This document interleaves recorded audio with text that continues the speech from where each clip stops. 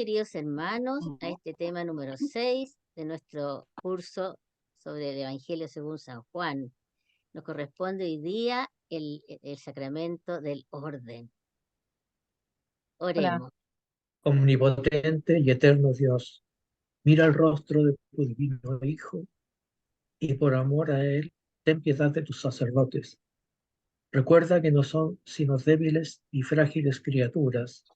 Mantén vivo en ellos el fuego de tu amor y guárdalos para que el enemigo no prevalezca contra ellos y en ningún momento se hagan indignos de su santa vocación. Amén. Amén. Amén. Amén. Queridos hermanos, este sacramento que vamos a estudiar hoy, nosotros lo llamamos orden sagrado y es realmente muy importante para nosotros, ya que aquellas personas que han sido válidamente ordenadas nos entregan los sacramentos que nos acompañan a lo largo de toda nuestra vida.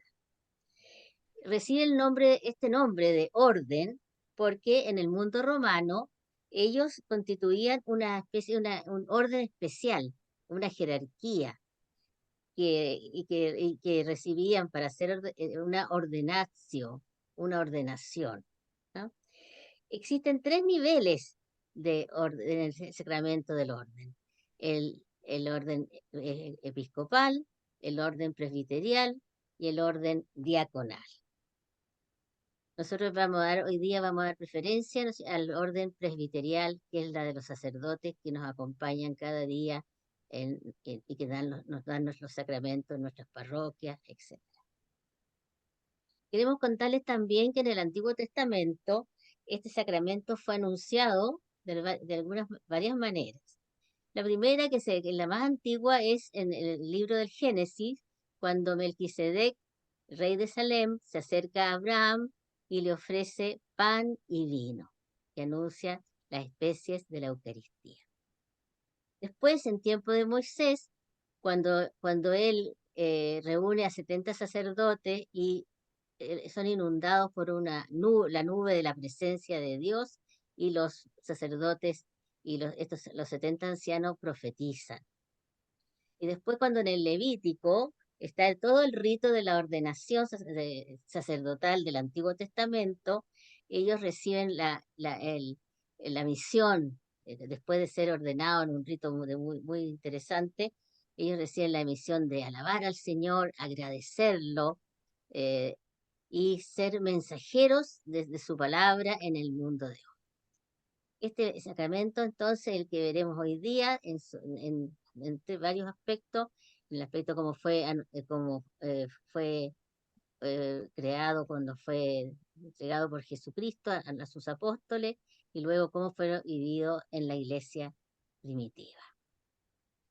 Los invitamos entonces a ver los textos bíblicos que fundamentan este sacramento del orden. Juan 17, versículos 12a y 17 y 13 al 15. Cuando estaba yo con ellos, yo cuidaba en tu nombre a los que me habías dado. Pero ahora voy a ti y digo estas cosas en el mundo para que tengan en sí mismos mi alegría colmada. Yo les he dado tu palabra y el mundo los ha odiado porque no son del mundo como yo no soy del mundo. No te pido que los retires del mundo, sino que los guardes del maligno. Esta es conocida como la oración sacerdotal de Jesús, es preciosa y se puede analizar en 3 partes. La primera es que Jesús se dirige al Padre, y siempre ha sido una constante esa de que Jesús parte por el Padre, y después, en segundo lugar, ora por sus apóstoles para que se santifiquen. Y en tercer lugar, la tercera parte, es que ora por nosotros también para que nosotros creamos en el anuncio que nos hacen los evangelizadores y los que anuncian la palabra de Jesús. Él ora también para que nos proteja del maligno. que va a estar siempre entre nosotros y entre los que anuncian la verdad del Evangelio. Ora para que podamos mantener la unidad y celebrar los sacramentos que son la Eucaristía, en memoria de su muerte y resurrección, también por el sacramento de la reconciliación.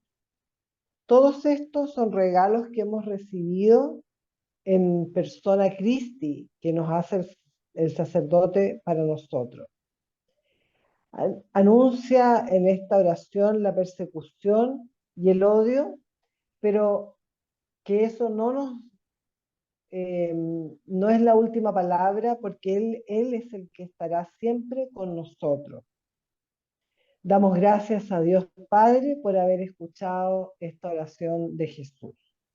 El sacerdote consagra en la persona de Cristo, ¿no es cierto? En la Eucaristía. Gracias. Veamos este texto de Juan 21. Juan capítulo 21, versículos del 15 al 17. Después de haber comido, dice Jesús a Simón Pedro: Simón de Juan, ¿me amas más que estos? Le dice él: Sí, Señor, tú sabes que te quiero. Le dice Jesús: apacienta mis corderos. Vuelve a decirle por segunda vez: Simón de Juan, ¿me amas? Le dice él: Sí, Señor, tú sabes que te quiero. Le dice Jesús: apacienta mis ovejas.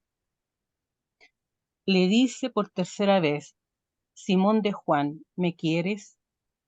Se entristeció Pedro de que le preguntase por tercera vez: ¿me quieres? Y le dijo: Señor, tú lo sabes todo, tú sabes que te quiero. Le dice Jesús: apacienta mis ovejas. Al leer este texto me pregunto si amar es solamente un sentimiento. ¿Es posible sentir afecto o amor hacia alguien y en especial a Jesús sin tener un grado de compromiso? En esta lectura, el Señor pregunta 3 veces a Pedro si lo ama, tal vez haciendo recapacitar a Pedro respecto a las 3 veces que lo negó. También en aquella oportunidad en torno a una fogata como en esta ocasión. Jesús le pregunta si lo ama y lo hace con el verbo griego que es agapao, que significa, es un tipo de amor como el amor de Dios, que es misericordioso e incondicional. Ese amor que se entrega totalmente, que es un amor que involucra la voluntad para su perfección, que involucra amar a los enemigos, por ejemplo, y si es preciso dar la vida por ellos y por todos. Jesús le quiere decir que si lo ama con este amor perfecto, sobrenatural de Dios. Sin embargo, Pedro le contesta con el verbo fileo, que en griego significa que es, un cariño o un amor más natural, el que se tiene entre las personas, normalmente, entre amigos o al prójimo. Y Pedro expresa este tipo de cariño o amor a Jesús. Luego Jesús, en la tercera pregunta, pareciera bajar la exigencia en vista de la actitud de Pedro. En la tercera vez le pregunta, ya no usa el verbo agapao, sino fileo, ya que a Pedro parecía que le costaba comprender. Entonces, por tercera vez, dice el texto, Jesús le preguntó: Simón, hijo de Juan, ¿me quieres? A Pedro le dolió que por tercera vez Jesús le hubiera preguntado, ¿me quieres? Así que le dijo, Señor, tú lo sabes todo, tú sabes que te quiero. Y el Señor le dice, apacienta mis ovejas. Finalmente pareciera que Pedro comienza a vislumbrar lo que Jesús está tratando de hacer entender y comprometer, que se requiere de él un compromiso mayor, partiendo por, por fortalecer su fe, su propia fe. Y Pedro le responde, Señor, tú lo sabes todo, tú sabes que te quiero. Casi como queriéndole decir, Señor, tú lo sabes todo, evalúame tú mismo, si voy a servir para lo que me quieres encomendar. Y Jesús termina encargándole a sus ovejas, a su rebaño, es decir, a sus seguidores, a los suyos, a los cristianos, a su iglesia. Gracias. Veamos otro texto maravilloso. Lucas 22, versículos 19 y 20.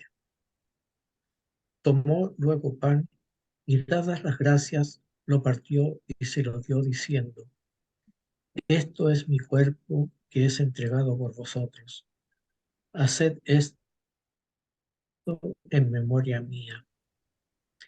De igual modo, después de cenar, la copa, diciendo, esta copa es la nueva alianza en mi sangre, que es derramada por vosotros. Al decir, haced esto en memoria mía, está confiando en sus apóstoles el sacramento de la Eucaristía, el que después se confiará a nuestros sacerdotes válidamente ordenados.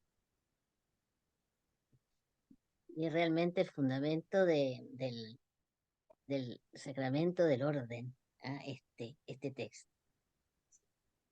Gracias. Mateo capítulo 19, versículo 12. Porque hay eunucos que nacieron así del seno materno, y hay eunucos que se hicieron tales a sí mismos por el reino de los cielos. Quien pueda entender, que entienda. Esta lectura nos explica el celibato sacerdotal, llamado también castidad consagrada. Y es la castidad que guarda el sacerdote de la Iglesia Católica Romana de Occidente, siguiendo el ejemplo de Jesucristo. También el celibato existe para que el sacerdote se consagre enteramente al Señor y a sus asuntos, como dice la lectura de 1 de Corinto 7:32.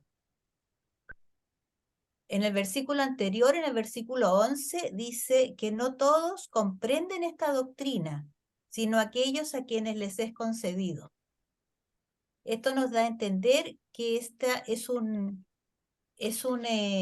vocación, es un don otorgado por Dios y exige el dominio de la voluntad y una constancia y una disciplina. Es por eso que el resto de los cristianos debemos orar por los sacerdotes para que mantengan esta gracia. Quizás algunos puedan decir que no es natural.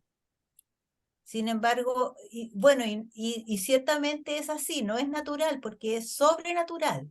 Es un don que Dios está otorgando. La persona que es muy carnal no puede tener esta gracia de la castidad sacerdotal. Por lo tanto, si no lo puede conseguir, es mejor que no sea sacerdote, sencillamente. Gracias.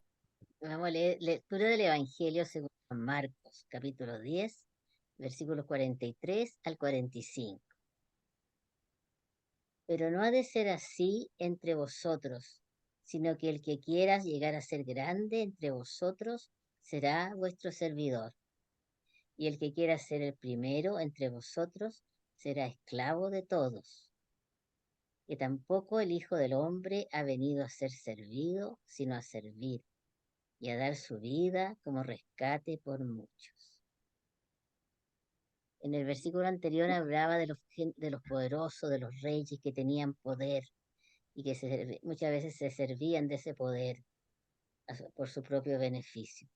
Pero aquellos que son elegidos, que son consagrados, que son servidores, como Cristo sirvió a sus discípulos y ayudó a las personas que se le acercaban y en la última cena lavó los pies a sus discípulos y les dijo, ustedes tienen que hacer esto también, lavarse los pies unos a otros.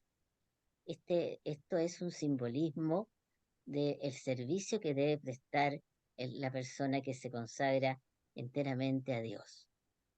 Pensemos en nuestros sacerdotes entregados 100% al servicio de atender a los más pobres, a los enfermos, a las personas que están solas, entregarnos los sacramentos desde que nos bautizan siendo pequeñitos hasta la Santa Unción, cuando ya estamos cercanos, enfermos y cercanos a la partida del reino de los cielos. Y entonces, y lo más grande, entregarnos cada día la Eucaristía, que es remedio, que es viático, que nos acompaña en este caminar por la vida, donde necesitamos de la fuerza poderosa de Cristo. Así que el sacerdote es un servidor de todos los miembros de la iglesia, sean creyentes o no creyentes. Ahora veremos algunos textos del Nuevo Testamento, de las epístolas de San Pablo y de otros autores, de cómo se vivía este sacramento. Efesios capítulo 4, versículos del 11 al 13. Él mismo dio a unos el ser apóstoles, a otros profetas, a otros evangelizadores, a otros pastores y maestros, para el recto ordenamiento de los santos en orden a las funciones del ministerio, para edificación del cuerpo de Cristo, hasta que lleguemos todos a la unidad de la fe y del conocimiento pleno del Hijo de Dios, al estado de hombre perfecto, a la madurez de la plenitud de Cristo. El texto nos dice que Cristo dio dones, talentos, capacidades, facultades y poderes espirituales, oficios y ministerios. Se refiere al servicio en general, tanto al servicio de ministrar a las necesidades físicas como espirituales. Todos son servicios a la iglesia, como son los mencionados en el texto, ser apóstoles, otros dice profetas, otros evangelizadores, etc. Entre los que tenemos acá el ministerio sacerdotal. Todo esto tiene un propósito específico, dice, para el recto ordenamiento de los santos, o sea, del pueblo de Dios. Y a la vez, este propósito tiene dos objetivos concretos, que es para la obra del ministerio, o sea, para que ese servicio se haga bien, se haga de la mejor manera hacia el pueblo de Dios, y para la edificación del cuerpo de Cristo. Y estos objetivos son tarea permanente de todos hasta que se logre. ¿Qué cosa? Que todos lleguemos a la unidad de la fe y del conocimiento del Hijo de Dios, con el fin de llegar a la meta. Y esa meta es que lleguemos al estado del hombre, o sea, de la persona perfecta y a la medida de la madurez, de la plenitud de Cristo, quien es nuestro modelo. O sea que, resumiendo, la unidad y madurez cristiana que se miden de acuerdo con el modelo de Jesús, el Mesías, son objetivo y meta de los que sirven en los distintos ministerios, como es el del sacerdocio, con su diversidad de dones. Entonces, para lograr esas metas, los apóstoles, profetas, evangelizadores, pastores, etcétera, realizan los dones que Cristo, o ejercen los dones que Cristo ha dado a la iglesia, y que es para edificación del cuerpo de Cristo, para ayudar al pueblo de Dios a cumplir su tarea específica y de servicio mutuo.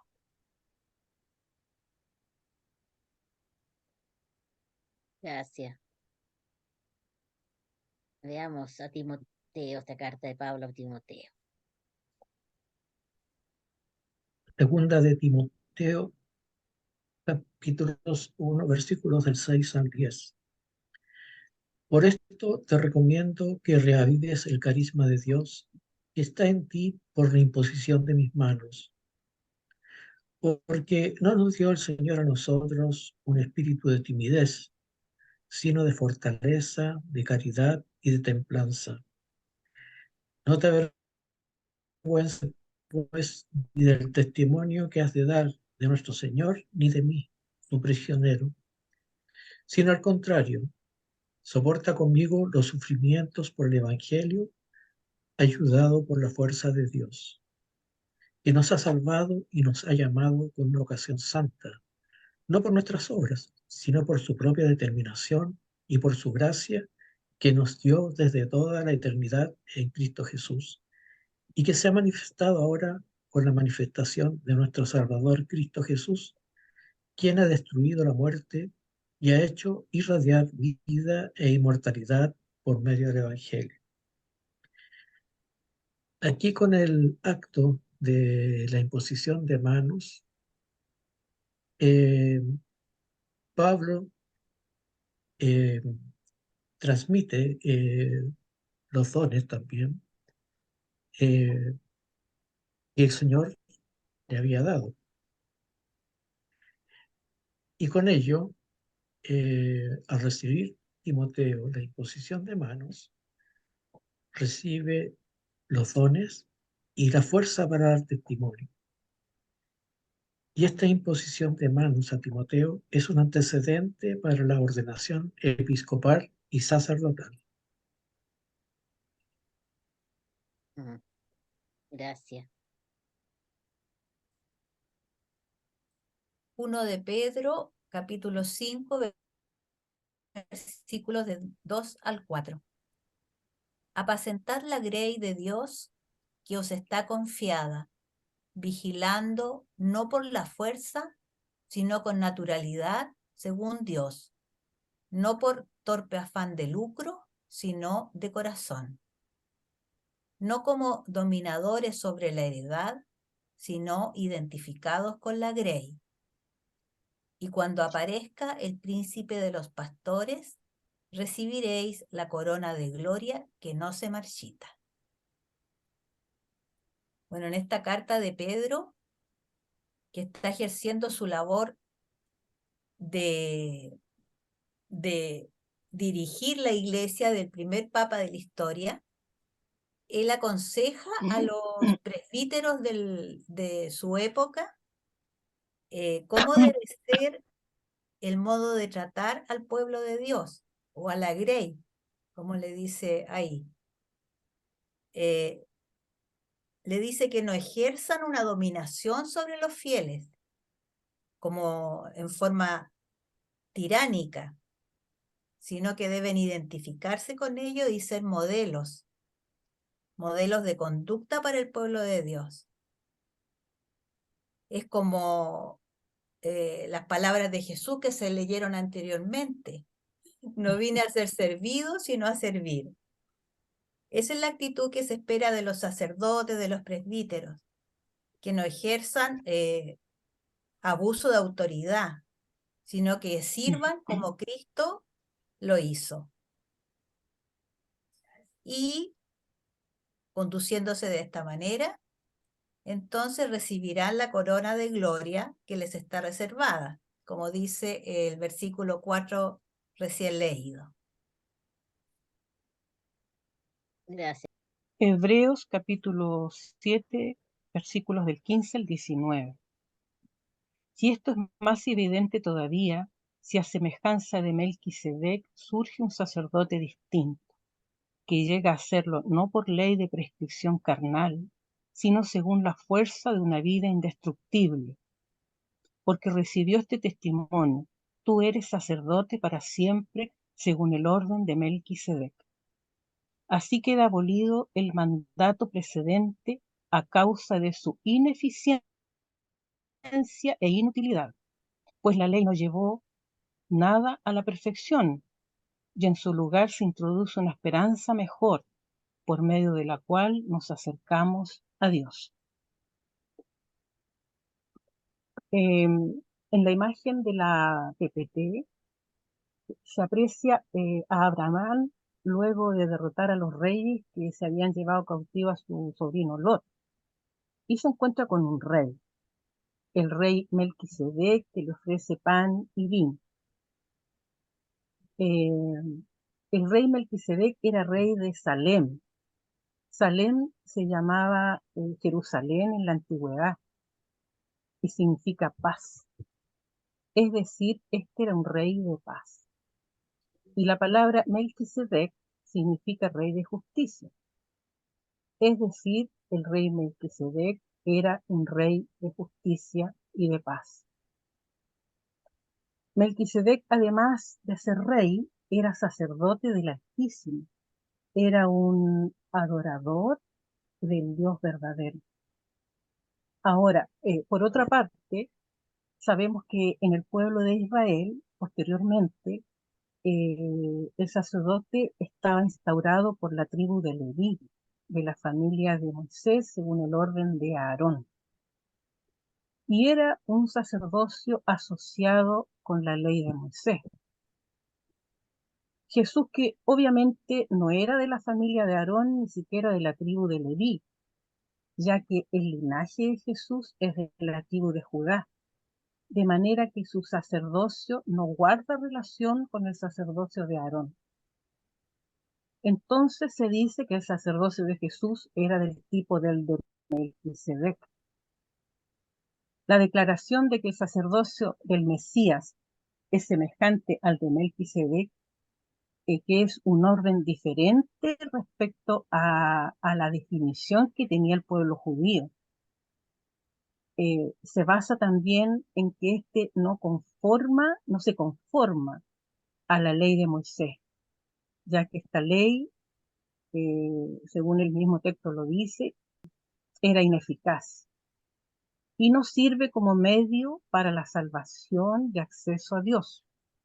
No sirvió, porque aunque establece un camino hacia Dios, la ley no da poder para cumplirla, de manera que esta ley no salva.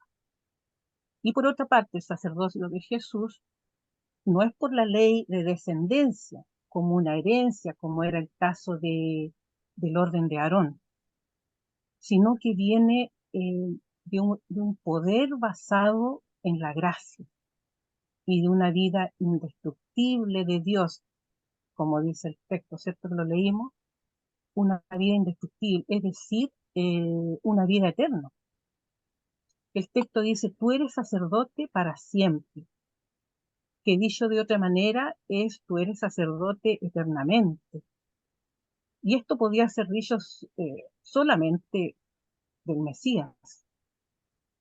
Entonces, nuestra esperanza de salvación para una vida eterna está en Jesús, no en la ley de Moisés. Jesús es el sumo sacerdote perfecto, perfecto para siempre. Gracias. De este texto podemos recordar que vimos hace unos videos atrás el tema del bautismo y del perdón de los pecados. En el Antiguo Testamento, como dijo Susana, el sacerdocio era por descendencia. También en el Antiguo Testamento vemos que Juan bautiza para la conversión, para la expiación de los pecados. Vemos en el Antiguo Testamento que las personas ofrecían sacrificios de acuerdo a su situación económica, con tórtolas o animales más grandes. Pero después ya en el Nuevo Testamento, con Jesús, que es el que hace el sacrificio perfecto, el único que además bautiza en el Espíritu, y los apóstoles así lo hacían, y con la imposición de las manos, es ahí cuando se produce entonces el perdón de todos nuestros pecados. En ese bautismo del Espíritu Santo y por el sacrificio perfecto de Jesús. Eh, entonces, en el nuevo culto que instala Jesús, quien se consagra es la persona. Uno se dona a sí mismo si quiere continuar el sacrificio de Jesús. Es con los dones que Él nos regaló, nosotros podemos seguir ofreciéndonos, pero ofreciéndonos nosotros para la salvación del mundo y completar la obra de Jesús. Me parece que siempre le gusta como trabajar en equipo con nosotros. Entonces la clave está después en seguir donándose uno mismo para la conversión del mundo. Yo soy el pan de vida y con ustedes me quedé. Me entrego como alimento, soy el misterio de la fe. Yo soy el camino firme, yo soy la vida y la verdad. Por mí llegarán al Padre y el Santo Espíritu tendrá.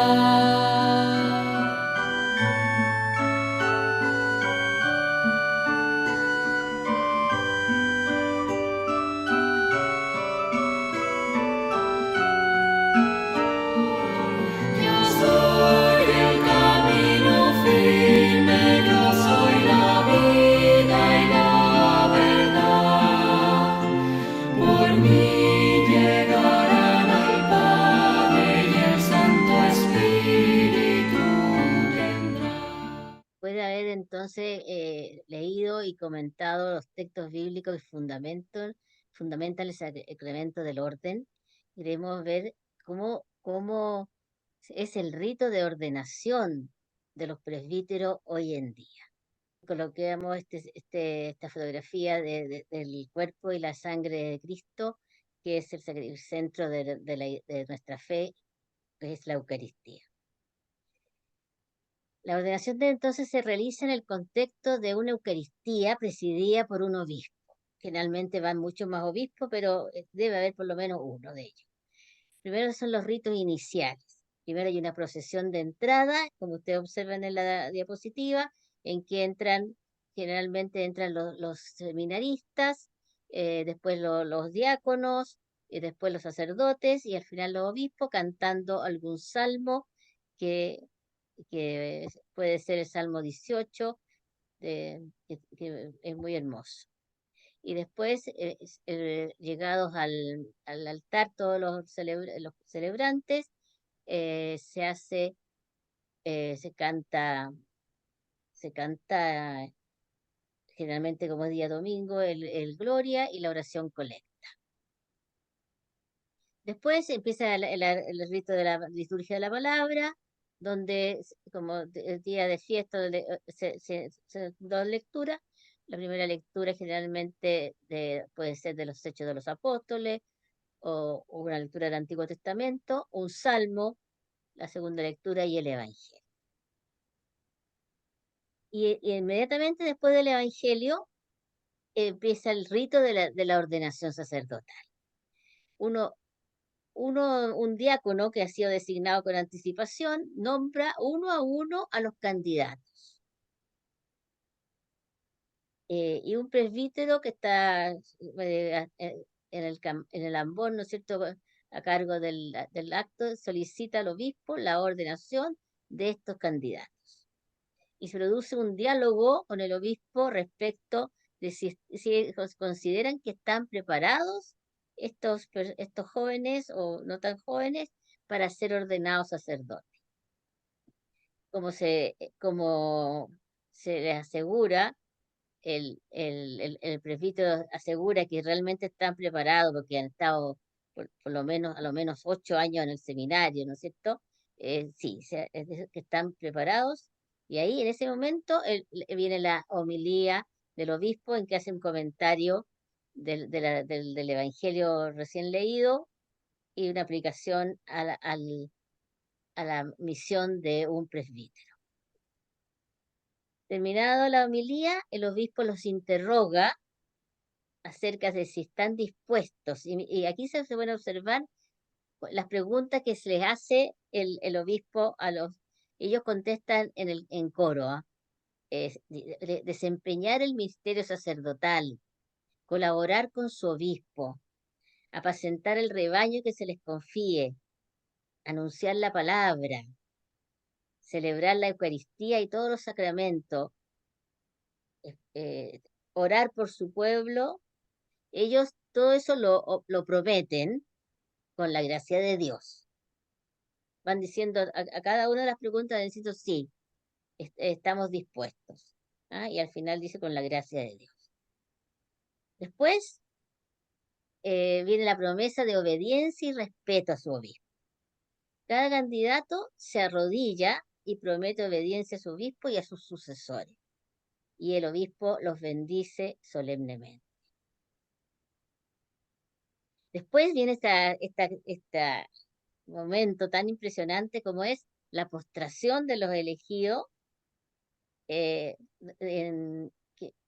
que se hace frente a los obispos y presbíteros presentes, y se cantan las letanías de los santos, que son muchísimas, y que además se agregan los santos de los nombres de los jóvenes que van a ser ordenados. Terminadas las letanías, el obispo invoca el Espíritu Santo, del Espíritu Santo, la gracia sacerdotal sobre cada uno. Luego cada uno se levanta. Y viene este otro rito que ustedes vieron en el texto, uno de los textos bíblicos que leímos, la imposición de las manos. El obispo impone las manos a cada uno de los candidatos y eleva la oración de ordenación. Luego de terminada esa oración, todos los presbíteros presentes van ordenadamente imponiendo las manos sobre la cabeza de los nuevos presbíteros. Terminada este momento que es muy emocionante, algunos sacerdotes presentes les colocan la estola y la casulla. Y en muchos casos, en Chile sobre todo, son las mamás de los jóvenes quienes les ponen la casulla a su hijo. Después, uno a uno, se acercan los jóvenes a ser ungidos con el óleo santo. Y les ungen las manos y después reciben el pan y el vino que han sido traídos por representantes del pueblo cristiano presente.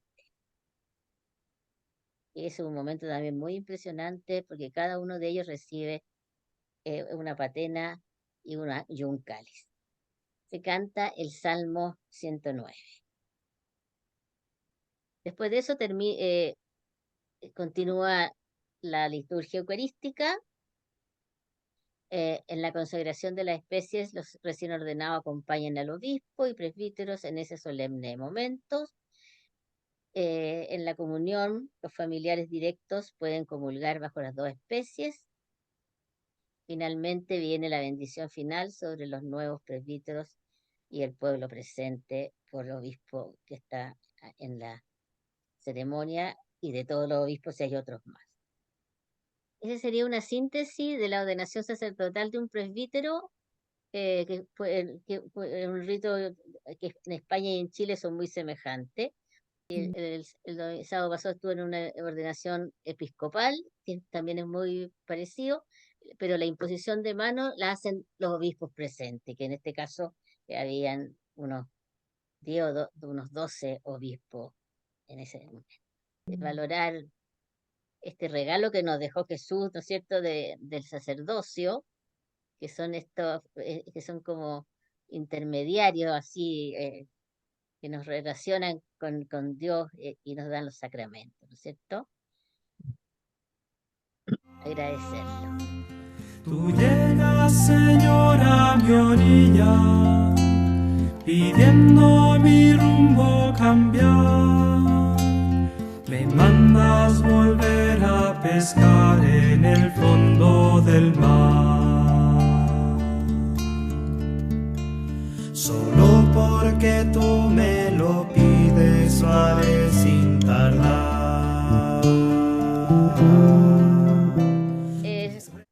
Corresponde ahora esta sección tan interesante que se llama Testimonio del Alma. Consuelo, ¿has preparado a alguien especial? Sí, encontramos al padre Manuel Paz, que estuvo vinculado al monasterio de Piedra Blanca un tiempo y que ya hoy día cumple 27 años de sacerdote, y él nos va a contar un poco de su historia familiar y del llamado de Jesús, y hoy día en lo que está dedicado y abocado en su sacerdocio. Lo primero que quiero comentar es que la llamada al sacerdocio ocurrió en el contexto de la visita del Papa San Juan Pablo II a Chile, y en concreto el encuentro con los jóvenes el día 2 de abril en el Estadio Nacional. Yo estudiaba tercer año de medicina, asistí a aquel encuentro. Previo yo había visto al Papa en el encuentro en el Parque La Bandera y había salido a las calles también cuando él salía a la Alameda a recibirlo.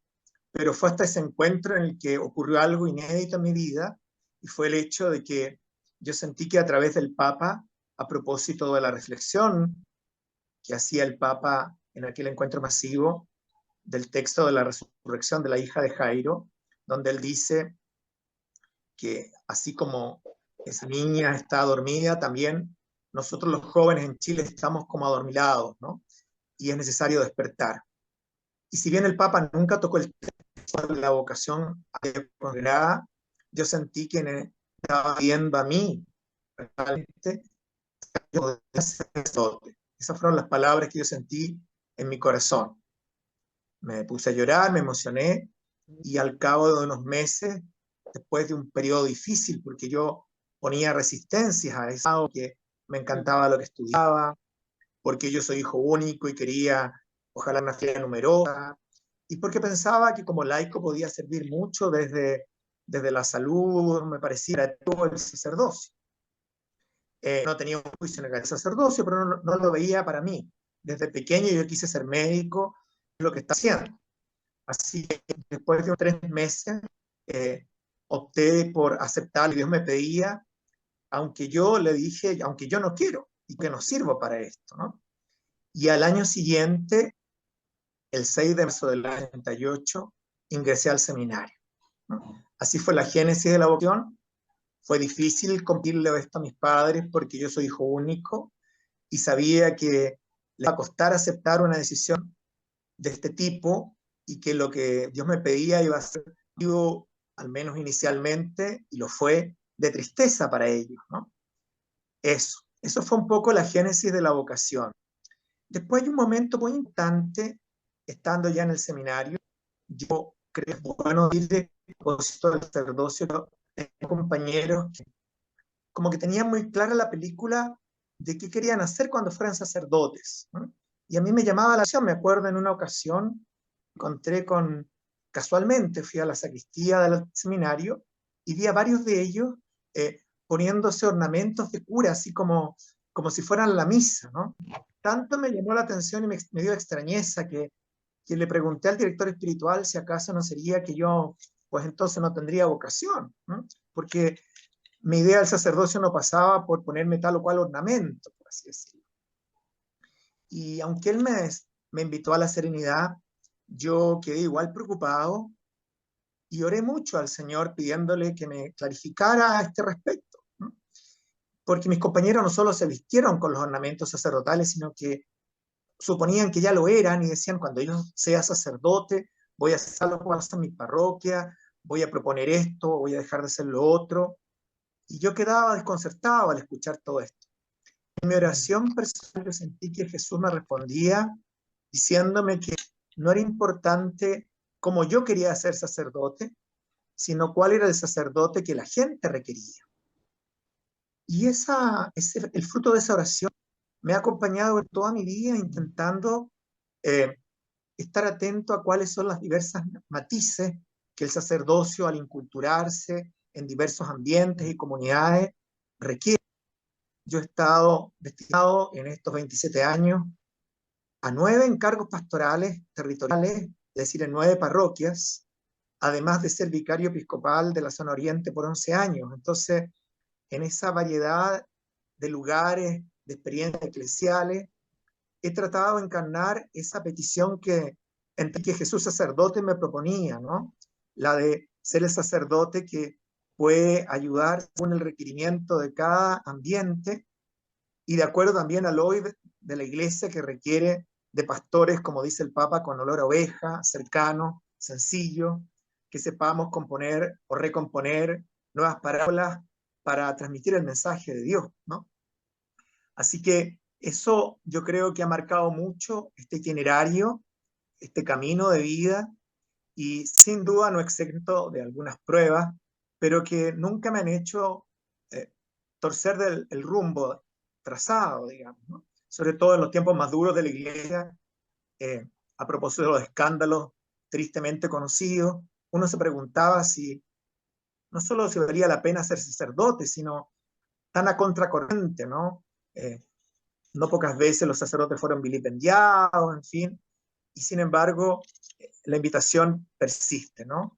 Somos sacerdotes porque Dios lo quiere, porque el mundo lo necesita, más allá de la aceptación de si esto conlleva una acogida fervorosa de tipo exitismo o más bien incomprensión, persecución. Jesús dirá, bueno, alégrense en ese caso porque así trataron a los profetas que hubo antes de ustedes. Así que creo que he vivido con gozo el sacerdocio, con muchos matices. Dios me ha bendecido acompañándome, yo he sentido vivamente presencia al lado mío en los distintos aspectos del ministerio sacerdotal. Y últimamente una experiencia muy marcante. Hace 7 meses tuve un infarto al corazón repentino, sin previo aviso, sin tener yo ningún factor de riesgo para que ocurriera. Y también he sentido confirmada mi vocación, no solo en el contexto de la fantástica atención que me dieron, sino en la recuperación y en el nuevo encargo que estoy asumiendo. Veo claramente la mano de Dios que me sigue estimulando en mi misión de sacerdote, ¿no? Si me preguntan para el futuro, bueno, para un futuro próximo me veo sirviendo donde Dios quiera, donde la iglesia me pida. Y luego, bueno, en la eternidad sabemos, y yo lo creo firmemente, que el sacerdocio, a diferencia del sacramento del matrimonio, no termina con la muerte. Entonces, qué maravilla poder despertarse un día en los brazos de Jesús en el cielo y seguir participando con Él de una Eucaristía que no se acaba y que es perfecta, ¿no?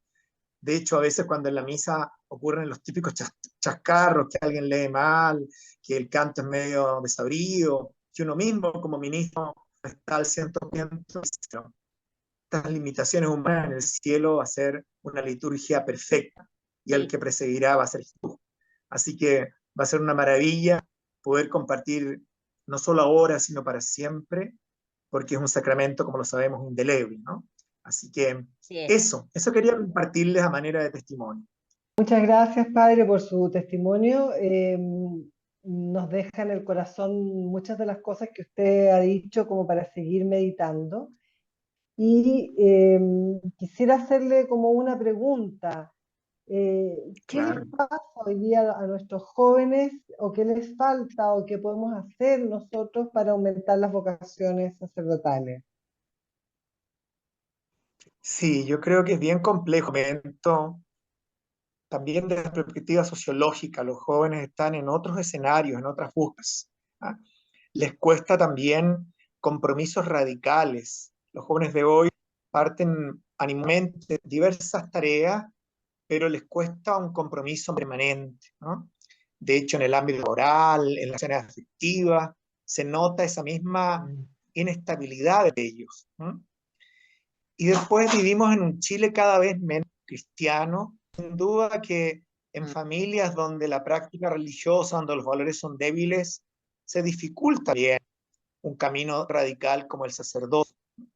También tendríamos que lamentar, y creo yo, el testimonio sacerdotal, cuando cada vez somos menos, yo me pregunto si los sacerdotes que permanecemos nos veremos alegres y gozosos o agobiados y tristes. Entonces, si un joven ve lo segundo, me imagino que no resulta alentador ese panorama. Y por último, también creo que las situaciones difíciles que ha pasado la Iglesia, particularmente en Chile, han desacreditado la imagen del sacerdocio, ¿no? Y no me refiero solo a los que por delitos o graves abusos han dejado, sino que la versión voluntaria de los sacerdotes en la última década ha sido en una proporción más alta de lo habitual. Pese a este escenario, yo sí creo que tenemos que seguirle rogando al dueño de Mies para que no nos deje solos, para que envíe operario. No es un promotor vocacional 24/7, pero también creo sinceramente que la familia, la escuela católica, los movimientos de iglesia y otros varios ambientes juegan un rol crucial en ayudar a preparar el camino, ¿no? Yo creo que hay que ser más explícito también en la invitación hoy día, porque en muchos otros ámbitos profesionales o laborales las ofertas son abiertas y directas. Quién sabe si hemos sido un poquito tímidos o pusilánimes a la hora de invitar también a nuevos jóvenes, ¿no? No pierdo la fe ni la esperanza. Sí, solo porque tú lo dices.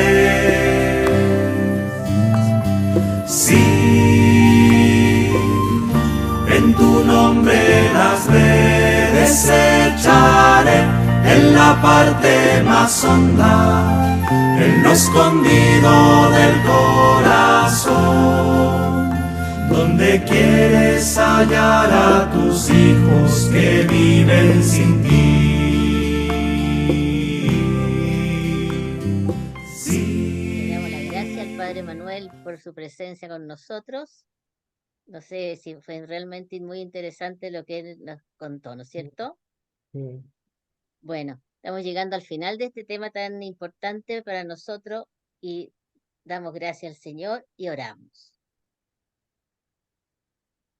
Padre misericordioso, haz que surjan entre los cristianos numerosas y santas vocaciones al sacerdocio, que mantengan viva la fe y conserven la memoria de tu Hijo Jesús, mediante la predicación de su palabra y la administración de los sacramentos con los que renuevas continuamente a tus fieles.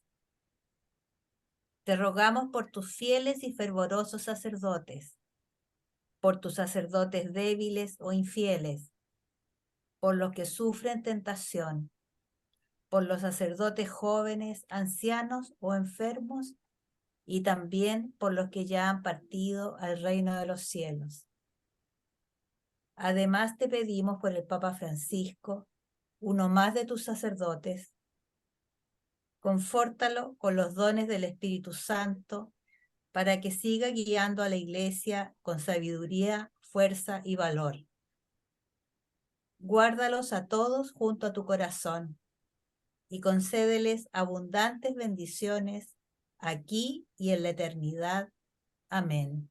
Amén. Amén. Damos gracias al Señor de haber compartido este tema tan importante y nos despedimos para que la próxima veamos un tema también muy interesante como es el sacramento del matrimonio, principio de origen de nuestras familias.